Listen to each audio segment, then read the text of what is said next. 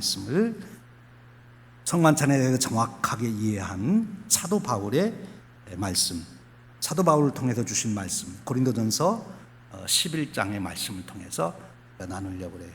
이 고린도전서 11장은 사도 바울이 고린도 교회에 준 서신의 일부분이죠. 이 11장은 모두가 성만찬에 대한 말씀입니다. 오늘 우리가 본문으로 읽은 23절부터 26절은 그 내용 중에서도 아주 핵심을 말하는 것이죠. 그럼 사도 바울이 왜 고린도 교회에 이 말씀을 썼을까요? 고린도 교회가 성만찬의 은혜를 제대로 못 누리고 있기 때문에, 왜? 성만찬이 무엇인지를 제대로 모르기 때문에. 그래서 사도 바울이 고린도 교회에 성찬식은 하고 있지만 그것이 무엇을 의미하는지를 모르고 있는 고린도 교회에 다시 성만찬에 대한 말씀을 주시고 있는 것입니다. 그래서 고린도전서 11장에 참으로 귀중한 내용을 담고 있는 거지요. 이제 11장 17절에서 22절까지를 쭉 보면 사도 바울은 고린도 교회를 책망합니다. 그 이유는 그들이 성만찬의 은혜를 제대로 나누지 못하고 있기 때문이다. 그렇게 지적하고 있는 것이죠. 그러면서 23절 이하에서 성찬식은 이런 것이다 하고 설명을 해 주시는 거예요. 다시 한번 제가 23절부터 26절의 말씀을 봉독합니다. 왜냐하면 이 말씀이 참 중요하기 때문에 그런 것입니다. 혹시 스크린에 나오면 같이 봉독하시면 더 좋겠습니다. 내가 너희에게 전한 것은 주께 받은 것이니, 즉 성찬식은 누가 주신 것이라고요? 예수님께서. 그 예수님이 이루신 모든 구원의 사역을 집약해서 드러낼 수 있는 것이 성찬식이기 때문에 예수님이 직접 세워주셨어요. 곧 주 예수께서 잡히시던 밤에 떡을 가지사 축사하시고 떼어 이르시되, 이것은 너희를 위하는 내 몸이니 이것을 행하여 나를 기념하라 하시고, 식후에 또한 그와 같이 잔을 가지시고 이르시되, 이 잔은 내 피로 세운 새 언약이니 이것을 행하여 마실 때마다 나를 기념하라 하셨으니, 너희가 이 떡을 먹으며 이 잔을 마실 때마다 주의 죽으심을 그가 오실 때까지 전하는 것이니라. 이 말씀입니다. 예수님께서 이 성만찬을 세우셨는데 언제 세우셨습니까? 예수님께서 잡히시던 밤. 그 예수님이 잡히시던 밤이 유대인들에게는 어느 날이죠? 바로 유월절 날입니다. 옛날 이스라엘 백성들이 애굽에서 노예 생활하다가 하나님의 은혜로 그들이 애굽에서 구원을 받던 그날, 유월절 날. 그날 그들에게 무슨 일이 있었나요? 죽음의 재앙이 온 애굽을 휩쓸을 때 모세를 통해서 명령을 받은 대로 양을 잡아서 그 피를 문설주에 바른 사람들은 죽음의 재앙이 그 집에 임하지 않아서 그들은 다 생명의 보존함을 받았습니다. 그리고 그들은 이제 그 고기를 구워 먹고, 그리고 또 무엇을 먹었습니까? 빵을 먹었는데 그 빵은 이스트가 들어가지 않은 무교병, 딱딱한 무교병을 그들이 먹었습니다. 그래서 지금 유대인들은 이 유월절 만찬을 지키도록 말씀하고 있어요. 우리가 특별히 신명기서에 가보면 이스라엘 백성들이 이제 광야 40년을 지내고 이제 요단강만 건너면 가나안 땅에 들어가는 그 시점에서 모세가 다시 한번 이스라엘 백성들을 모아놓고 3번에 걸친 설교를 하게 됩니다. 하나님 말씀을 그들에게 다시 일깨워 주는 거지요. 근데 그 하나님 말씀을 다시 일깨워 주는 중에 바로 유월절에 대한 말씀을 줍니다. 너희들이 유월절을 반드시 지켜야 된다. 유월절만이 아니라 이제 초막절 또는 오순절, 칠칠절을 이렇게 지키라고도 하지요. 근데 유월절에 대해서 말씀하고 있어요. 그러면서 그 유월절을 이렇게 지켜라라고 얘기하는데, 예수님께서 이 성만찬 제정을 하시는 날을 유월절 만찬을 먹는 날로 정하셨어요. 왜요? 그럴 만한 이유가 있으시겠죠. 유대인들의 유월절 만찬을 지내는 것을 잘 이해하면 성만찬의 뜻을 잘 이해할 수 있어요. 지금 예수님이 제자들에게 성만찬을 세우시고 그 뜻을 가르쳐 주는데 가장 쉽게 정확하게 전달할 수 있는 방법이 뭔가면 유월절 만찬에 대해서 그들은 누구나 다 유대인들이니까 잘 알고 있잖아요. 그것을 근거로 지금 가르쳐 주는 거지요. 베드로를 의시한 제자들이 유월절 만찬 먹는 것, 그 의미가 무엇인지를 잘 압니다. 그런데 바로 그것을 근거로 해서 예수님은 성만찬을 제정해 주는 거죠. 그러니까 신구약 전체를 통해서 본다면 유월절 만찬은 예표예요. 그 본질은 뭐냐? 성만찬이에요. 유월절 어린 양의 예표면 십자가에 피 흘려 죽으신 예수님이 그 본질, 본체라고 하는 것입니다. 그 유월절 만찬, 그 유월절 만찬을 먹으면 유대인들은 어떤 생각을 합니까? 거기에 보면은 중요한 단어가 나와요. 너희들이 기억해라, 기념해라, 그렇게 말합니다. 이 기억, 기념이라는 말로 우리말로는 번역이 되지만 영어로 보면 remember라는 말로 표현이 되고 있어요. 다시 기억하라. 그런데 이 remember라고 하는 말을 이 교육학자인 케이커 교도인데요, 교육학자인 파커 팔머라는 분이 아주 잘 정확하게 그 의미를 설명해 주고 있어요. 이 remember라고 하는 이 단어를 re라고 하는 단어하고 접두하고 member라고 하는 말을 분리해서 말합니다. re는 다시라는 말이고 member는 그 멤버예요. 우리가 잘 아는 대로 멤버. 그러니까 remember라고 하는 것은 다시 내가 거기에 멤버가 된다, 그런 뜻입니다. 그러니까 이스라엘 백성들이 유월절 만찬을 먹으면서 그들이 유월절을 리멤버하는 것은 그들이 다시 옛날 그 조상들이 경험했던 그 사건 속으로 자기들이 그 사건 속에 들어가는 거예요. 우리 조상들이 그것을 경험한 것이 아니라 지금 내가 그 조상들이 경험했던 그 사건 속으로 내가 다시 들어가서 내가 그 은혜를 경험하는 것입니다. 신명기라고 하는 말이 그 뜻이에요. 신명기에 계속 강조하는 것은 너희 조상들이 시내산에서 하나님과 언약을 맺었는데 그 언약은 너희 조상들하고 맺은 것이 아니고 지금 너희들이 바로 하나님과 언약을 맺는 것이다. 리멤버라고 하는 뜻은 옛날 일을 생각으로만 기억하고 있는 것이 아니라 내가 옛날의 그 사건의 주인공으로 들어가는 것을 말합니다. 그러니까 이스라엘 백성들은 유월절을 지키면서 어떤 생각을 갖는 거면 자기들이 출애굽을 하는 거예요. 옛날 조상들이 출애굽을 하는 게 아니고 자기들이 출애굽을 하는 것으로 해요. 세례받는 것도 그래요. 그들이 홍해를 지나갈 때 옛날 조상들이 홍해를 지나가는 것이 아니고 지금 내가 홍해를 지나가고 있다, 그렇게 생각하는 거예요. 그렇게 고백하는 거예요. 그렇게 믿는 것입니다. 그것이 기억하다 하는 뜻이에요. 기념하다 하는 뜻이에요. 예수님께서 성만찬을 제정하시면서 너희가 이를 행하여 나를 기념하라, 나를 기억하라 하는 그렇게 말씀을 주시는데, 그럼 성만찬은 뭐냐? 성만찬은 우리가 성만찬을 나누면서 떡과 포도주를 나누면서 우리가 다시 예수님 사건 속으로 들어가는 것입니다. 예수님이 십자가에 죽으셔서 우리 죄를 속량하시는 그 사건, 예수님과 내가 하나가 되는 그 사건이 리멤버하는 사건이에요. 리멤버라고 하는 것은 예수님이 이루신 사건 속에 내가 들어가는 것을 말합니다. 옛날 예수님이 2000년 전에 갈보리에서 죽었다가 아니고 그 사건은 바로 내 사건이 되는 것입니다. 그것이 리멤버라고 하는, 기억하다, 기념하라고 하는 뜻입니다. 그러니까 이스라엘 백성들이 유월절 만찬을 지키면서 자기들이 조상이 아니라 바로 자신들이 그 유월절 그 사건 속에 주인공이라고 고백하고 그렇게 경험되듯이 너희들은 이 성만찬을 나누면서 바로 너희들이 예수님의 그 구원의 십자가의 사건 속에 너희들이 다시 들어가는, 그것을 다시 체험하고 경험하는 그 사건이 된다는 것.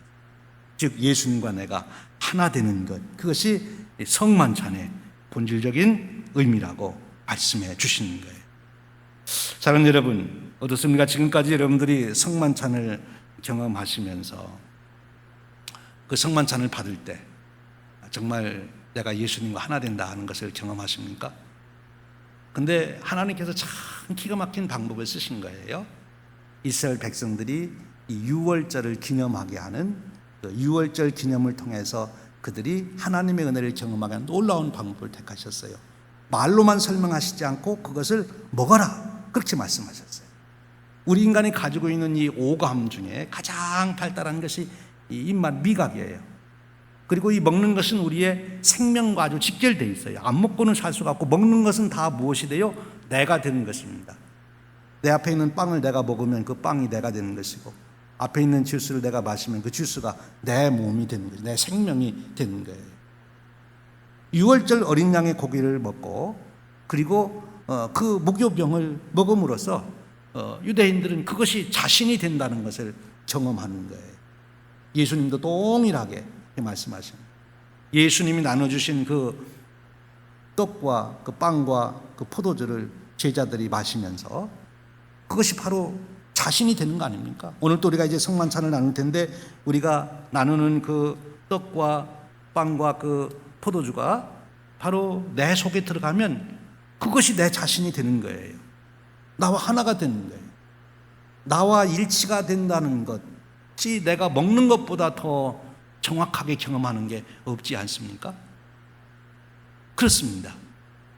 바로 내가 먹는 떡과 포도주가 내 몸이 되어 나와 하나가 되듯이 예수님이 나와 하나가 되는 것을 경험하는 것, 그렇게 고백하는 것, 그 은혜를 경험하는 것이 성찬의 은혜인 것입니다.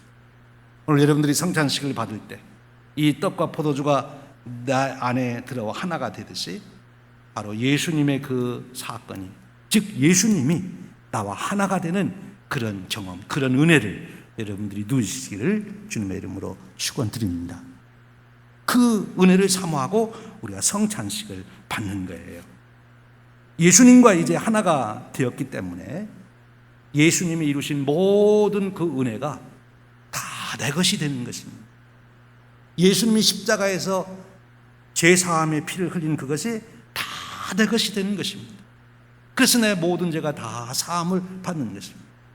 예수님의 영생의 그 은혜가 바로 내 것이 되기에 내가 영생의 은혜를 누리는 그런 존재가 되는 것입니다. 예수님과 내가 하나가 되는 거예요. 놀라운 신비인 것이지요. 예수님께서 세우신 이 성찬의 은혜를 나눌 때 바로 그 1차적인 은혜가 이것입니다. 이 성찬의 은혜를 개인적으로 아주 구체적으로 경험한 분의 한 간증이 있습니다.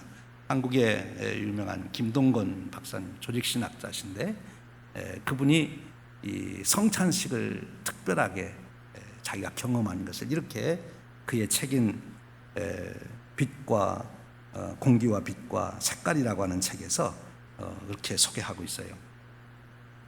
그의 아버지가 암에 걸려서 죽게 되었습니다. 그래서 꽂고 있던 모든 주사기 다 띄고 이제는 곧 임종할 것을 기다리고 있었어요. 그런데 그 아버지가 하는 부탁이, 이제 내가 뭐 물을 한 모금 마신다든지 뭘 먹겠다는 것도 아니고 또 뭐 자네들에게 내가 할 말이 있다는 것도 아니고, 내가 한 가지 마지막 소원이 있는데 내가 너희들과 성만찬을 하고 싶다. 그래서 목사인 이 아들이 이제 성만찬을 준비를 하는 것입니다. 여러분, 아버지가 이제 암으로 곧 임종하실 것을 생각하면서 성만찬을 나누자고 하는 그 성만찬을 준비하는 아들의 심정이 어떠했겠습니까? 원래 성만찬을 세우신 예수님도 죽음을 앞에 놓고 성만찬을 제정하셨는데, 이제 이 성만찬이 끝나면 우리 아버지는 죽는다, 이 생각을 하고, 죽으면 아버지와 나와는 영원히 이제 이별이다, 이런 생각을 하니까 마음이 몹시 무거웠겠지요. 그래, 그런 마음으로 온 가족이 성찬을 준비해서 아버지와 성만찬을 나누게 되는 겁니다.